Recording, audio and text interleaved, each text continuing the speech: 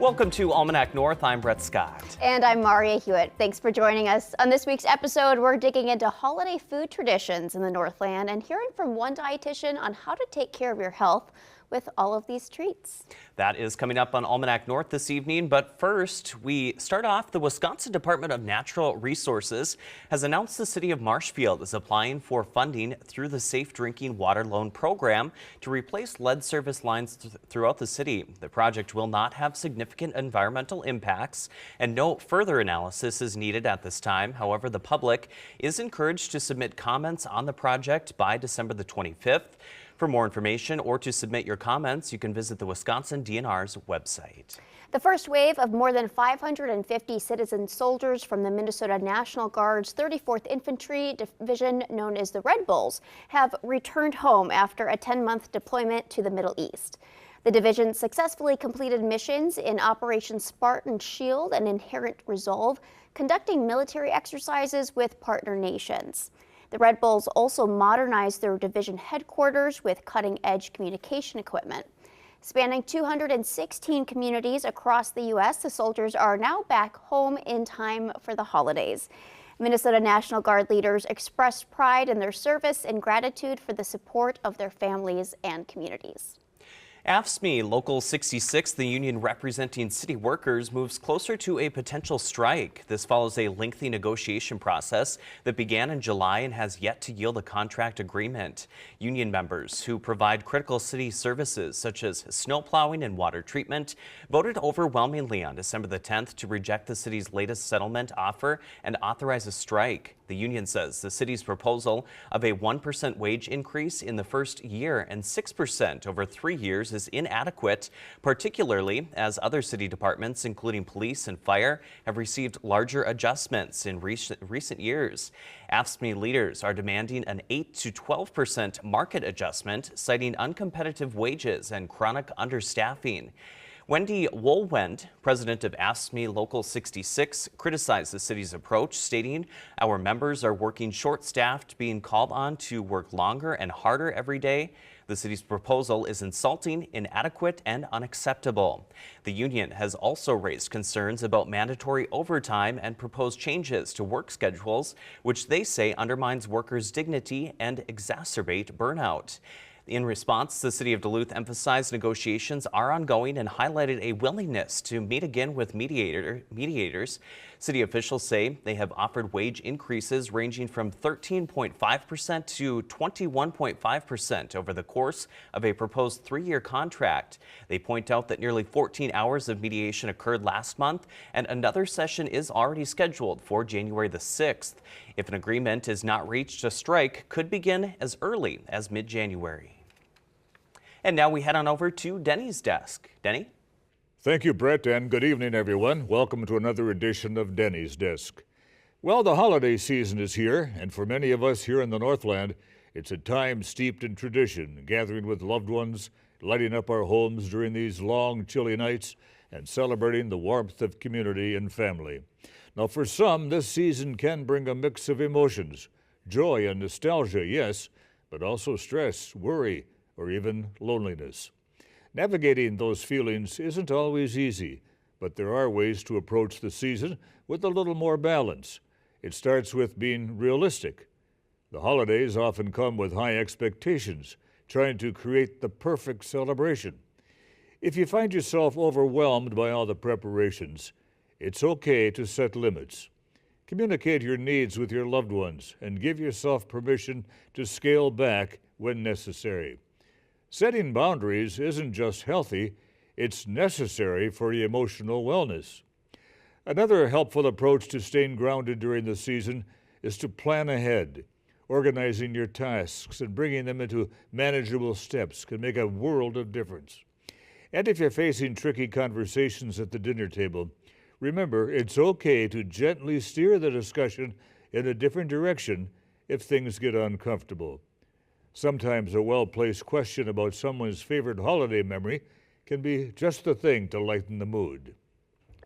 And don't forget about your go-to people, whether it's a close friend, a neighbor, or a family member. Leaning on those trusted relationships can provide comfort and perspective. These connections are part of what makes our holidays in this community so very special. The holidays are all about caring for others, but let's not forget caring for yourself matters just as much. So take a moment to breathe. Really, a deep breathing or mindful exercise can calm a busy mind. Maybe it's taking a walk in the snow or simply enjoying a quiet cup of coffee. And if it all feels too overwhelming, remember, there is no shame in reaching out for professional help. A therapist can be a great resource for navigating these emotions. As we move through this holiday season, let's focus on what truly matters: connection, kindness, and a little grace for ourselves and others. After all, this is a season of light, and even the smallest flicker can warm the coldest night. This is Dennis Anderson, and this has been Denny's Desk. And so from all of us here at Almanac North, we wish you peace, joy, and a holiday season filled with hope. Until next time, thank you and be kind. And back to you, Brett and Maria. Denny, thank you. Our first guest comes to us from the Iron Range, owner of Sweet Candy Shop, Canelake's Candies, Pamela Canelake Matson. Pamela, welcome to the show this evening. Thank you. Glad to be here. We are happy to have you during the merriest time of the year, right? Oh, I'm sure you're busy. It's very busy, yes. You've brought so many wonderful things here, things that you make all year round, Christmas specialties. What would you like to kick off with? Well, I think I'll show you our Santa mold. This is our biggest mold, and it's of a Santa head made by Sam Canelake, our nephew, and we think it's pretty cute. It's very detailed, too. It's very The colors. detailed, and he makes colors on it, kind of make the face pop there, so we like that one. Thank you. Tell us a little bit about Canelake Candies and how you got your start. You started in 1905. Right, that was my grandfather and his 4 brothers, and they came over from Greece, and the oldest brother went over to Providence, Rhode Island, and he learned how to make candy. It wasn't native to Greece, but relatives before him came over there, made it, and he was fortunate enough to learn the candy making trade from relatives. And then he brought his own brothers back, and they were told to go to the boomtown of the Iron Range in Virginia, Minnesota. So they went there in 1904 and started Canelake's Candies in 1905. Wow, that's amazing. Yeah. And at one point they had 4 stores. Now you have 2, correct? Tell us about that. We have started our own candy store in 2007 in Knife River, Minnesota. That was started after we got a sort of a longing to make candy in our older age, and we were just retired.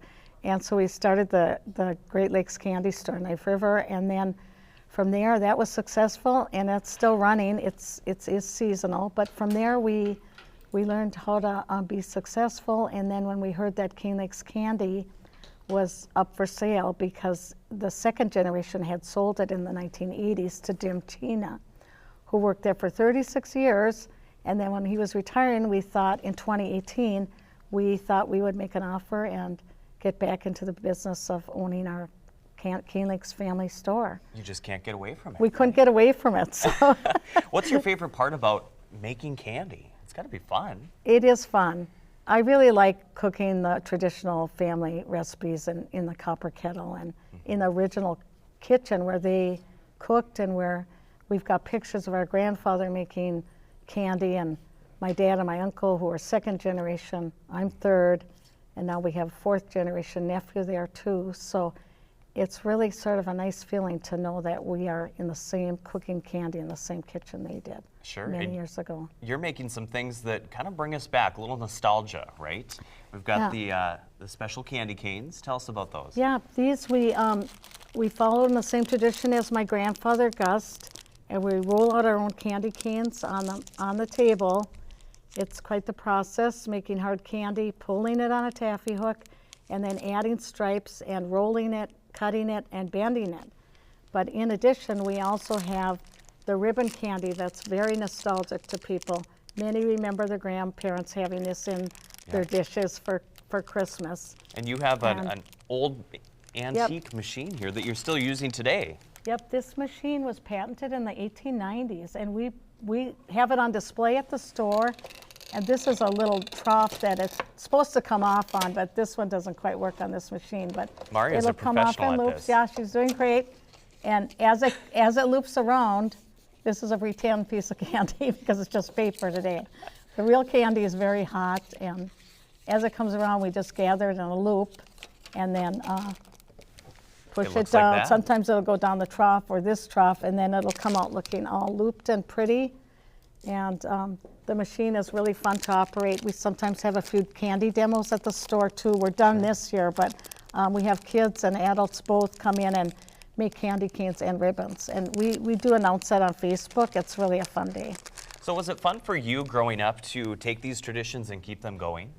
Yes, we remember the old days where we would go to the candy store and make candy canes with my dad, and then we remember the hot air candy especially because that is a unique candy to Canelake's, and that is a kind of a sponge candy, and that's our best seller. That is right over there. I can grab This one it. right And, here? Yep, that's it. Ooh, that looks And good. it breaks open to be kind of looking like a sponge inside. And we make this, now we're making like 4 or 5 batches a day. It's really amazing candy. It's sometimes, like I said, it looks like a sponge, and then we chop it up when it's cool, and then we dip it in candy. It's hard to explain. It's got a texture that melts in your mouth. It's really good. I think I've had this before. Not yours. So I'm Yeah. sure yours is way. Ours is right? pretty good. I love the sticker. It says full of hot Yeah, air. we're That's full of funny. hot air at the store. Tell us a little bit about the popped wild rice coated Yep. in chocolate. This one is a very unique item. This one is, it looks like little clusters of chocolate. You can't tell what's inside, but what it is wild rice from that lake, wood parched, naturally harvested wild rice that we have had a person from that lake came over, showed us how to make it in our copper kettle. We pop it like popcorn. And then once it's cooled, we dip it in chocolate into little clusters. And they gave us permission to use their recipe, and we've been doing it ever since. It's really their tradition that they loved, and they're really happy we're making it. I love that. Sharing the love throughout the Yeah, community. we're sharing it. What is the it like tradition. to see your customers come in, especially during the holiday season, and want these traditional favorites that they get? Well, it's kind of rewarding because we get thanked every day for staying on with Canelake's, because we had just started back in 2018, and again, Jim Chena continued it for our family for 36 years, and we're the oldest continuously running candy store in Minnesota. So everyone's particularly thankful that they can get their favorite candies, and a lot of families come back during the holidays looking for hot air and turtles, and we have things like peppermint bark. It's kind of a new classic. That's a good one. And then they just are very grateful to get turtles and hot air especially. But we also have fudge, all sorts of things, other items. We have toffee All of and the sweet caramels. treats. Our caramel is made with, everything's made with the quality ingredients, lots of butter and whipping cream. Yeah, so you mentioned you came out of retirement to reopen. Are Well, we going to we, have this for the next 10 years? Well, we have a great crew working for us, and we think they'll stay on and keep going for us, even if we just come back as visitors. That's kind of our goal, is just to come in, and we love talking to people when they come in and they share their memories, and we try to make new memories for the new people too. Well, Pamela, thank you, and happy holidays to you and your Thank crew. you so much. We are having a great time. We are keeping up. Well, Thank we're you. excited. Yes, All right, it all thanks looks so so much. wonderful. And we'll be right back with our next guest.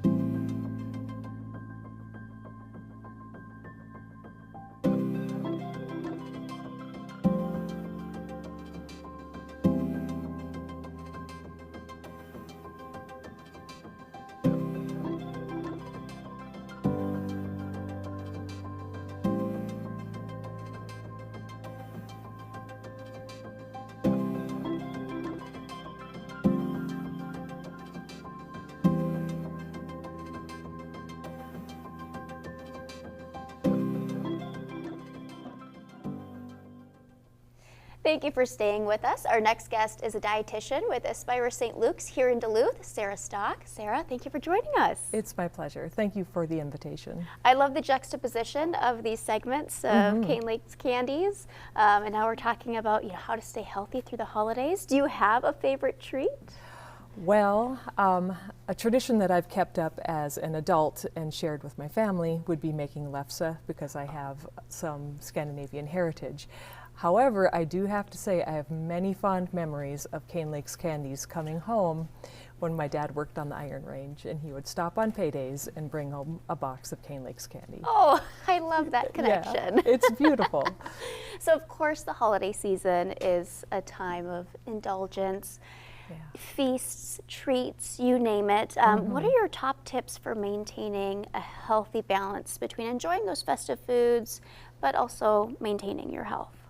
Well, I like for people to think about what their goals are and think about what's important to them.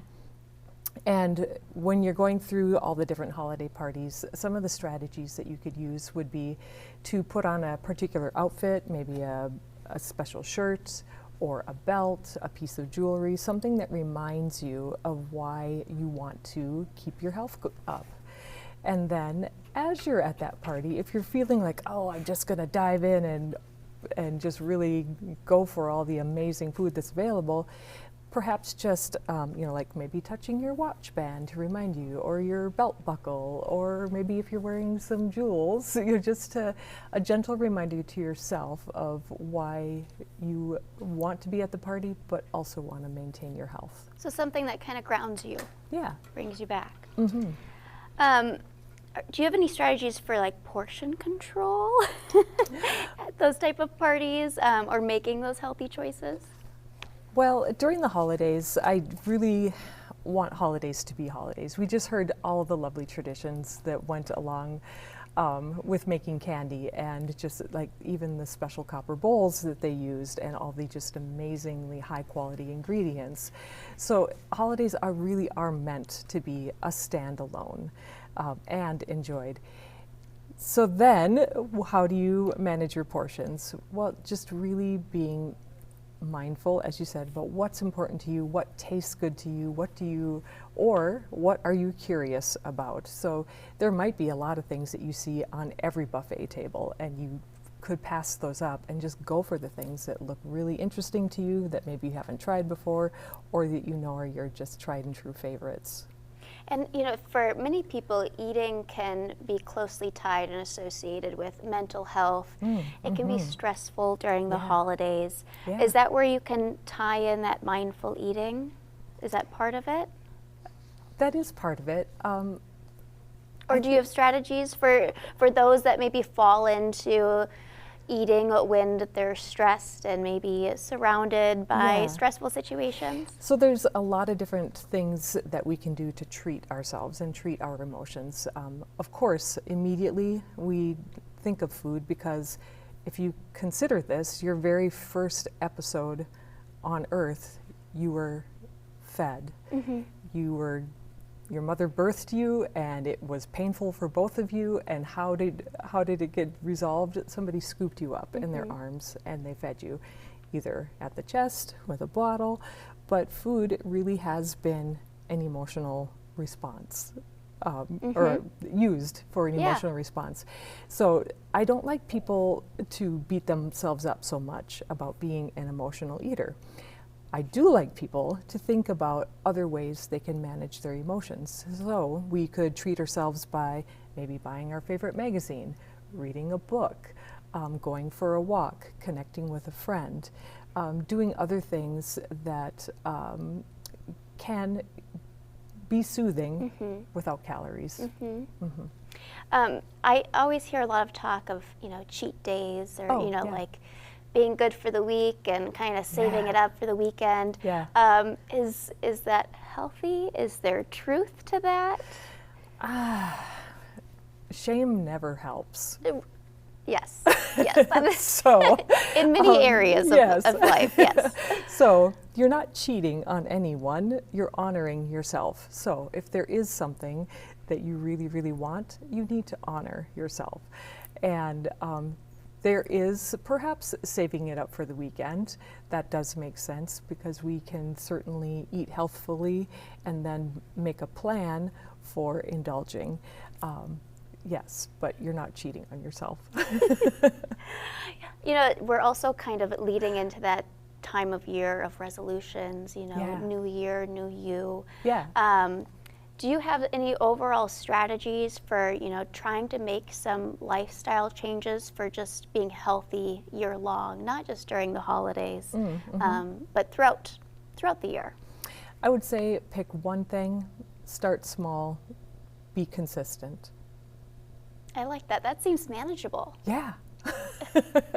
And, you know, I've always wondered this too, as a dietitian, what does your day-to-day look like? How does someone get connected with a dietitian that wants to go down a path of a healthier lifestyle? Sure. You could talk to your doctor and get a referral to see a dietitian at a hospital. You can reach out on social media. Some places do have dietitians that do virtual visits and that you don't actually have to go into a hospital type setting. But we certainly would like you to have your doctor part of that discussion so that they're knowing what is on your mind and heart. And I'm sure it depends on the person, but is it a time intensive? You meet weekly, or you have different programs? There's not a one size fits all. So, and I wouldn't say that there's a special program for people that have a particular health concern, such as cardiac or heart problems or diabetes. There are very special programs to follow that, but otherwise, it's tailored to what your needs are. So if you can just give some advice to folks heading into the holiday season, preparing for those big family gatherings, those feasts, those treats at all the tables, what would you tell people to keep in mind as they head into that season? I would want people to just take a breath and tune in to how hungry am I, maybe even taking a moment to just discreetly put your hand on your stomach and say, oh, have I fed myself today? How hungry am I? Maybe even lowering it down to your abdomen, where all your intestines are from the food from earlier in the day or earlier and the day before, and say, how full am I? Could I handle some more food? So just really taking time to tune in and relax, enjoy the season. It's meant to be enjoyed. It is. Sarah, thank you so much for joining us. Thanks. We'll be right back with a few fun and festive activities to kickstart your weekend.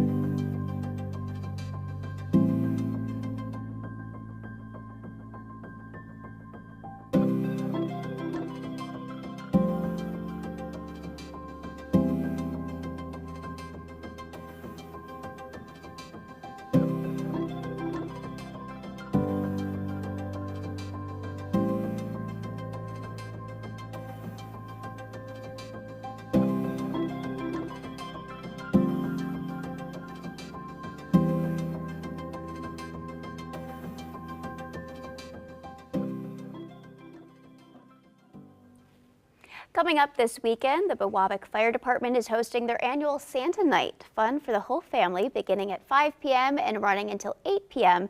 Everyone is invited to come to the fire station and meet Santa for pictures and fun, as well as meet some of the firefighters who help keep the town and neighboring communities safe year-round.